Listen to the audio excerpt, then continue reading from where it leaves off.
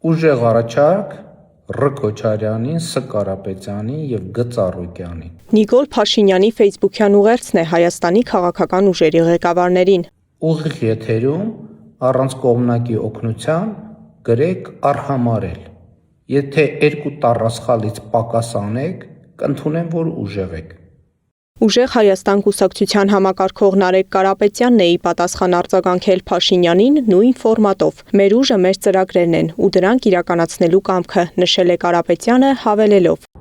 Հայկական հակաօդային պաշտպանության վերաստեղծումն է մեր ուժը, որը կօգնի Հայաստանի օդը վերջապես ապահով պահել, ոչ թե մի հատ անօդաչու մինչև Աբովյան գա։ Ռոբերտ Քոչարյանի գրասենյակի ղեկավար Բագրատ Միկոյանն էլ իր առաջարկն է արել։ Ուղիղ եթերում առանց կողմնակի օգնության ուտել 42 հատ պերաշկի, 6 գծամետր էլ սուջուխ։